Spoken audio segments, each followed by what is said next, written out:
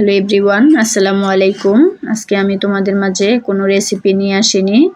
আজকে আমি মটরশুঁটি সংরক্ষণ করে দেখাবো। দেখতেই পাচ্ছ, সারা বছর যেভাবে ভালো থাকবে আমি সেই প্রসেসটাই তোমাদের দেখাবো আজকে। এখানে আমি কিছু মটরশুঁটি নিয়েছি, এগুলো আমি সিলে নিব। এটা সিলতে খুবই কষ্ট, তারপরেও খেতে অনেক মজা হয়।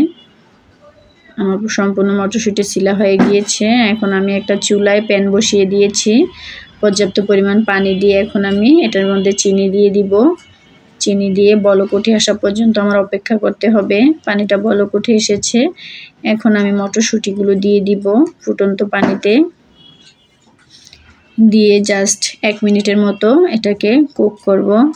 এর বেশি করা যাবে না, এটা ওভার কুক করলে বেশি সিদ্ধ হয়ে গেলে আবার খেতে ভালো লাগবে না, সেজন্য জাস্ট 1 মিনিট হলেই যথেষ্ট।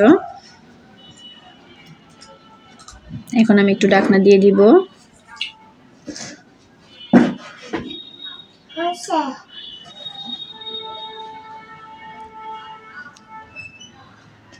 এরই মাঝে মটরশুঁটিতে বলক চলে এসেছে, এখন আমি ঢাকনাটা একটু উঠে নিব।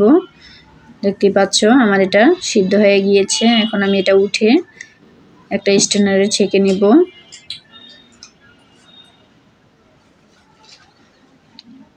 আমার প্রসেসটা ফলো করে তোমরা ট্রাই করতে পারো।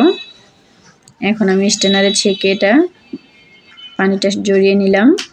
এখন একটু নেড়ে ছেড়ে পানিটা যাতে ভালোভাবে সরে যেতে পারে সেই একটু নেড়ে দিব।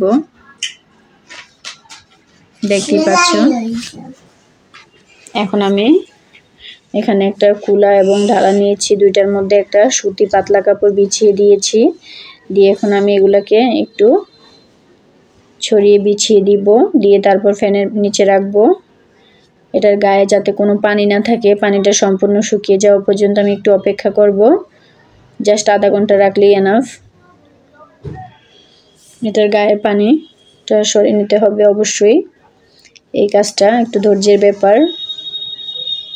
অনেকে পানির সাথে রাখে, পানির সাথে রাখলে এটা নষ্ট হয়ে যাবে, সেই জন্য পানিটা ভালোভাবে শুকিয়ে যাওয়া পর্যন্ত অপেক্ষা করতে হবে। আর এটা কখনো কুঁচকে যাবে না, যেরকম মটরশুঁটি থাকে এরকমই থাকবে সব সময়। সারা বছর একই কালার থাকবে, একই গায়ের সব কিছু চেঞ্জ হবে না কিছুই।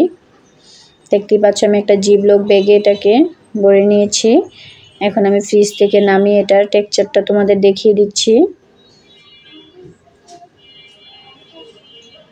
অবশ্যই তোমরা এই প্রসেসটা ফলো করতে পারো।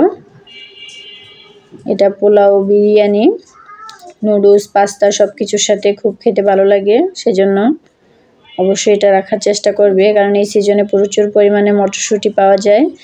দেখতে পাচ্ছ যেরকম ছিল ওরকমই আছে। আমি এটা ফ্রিজ থেকে নামানোর পরে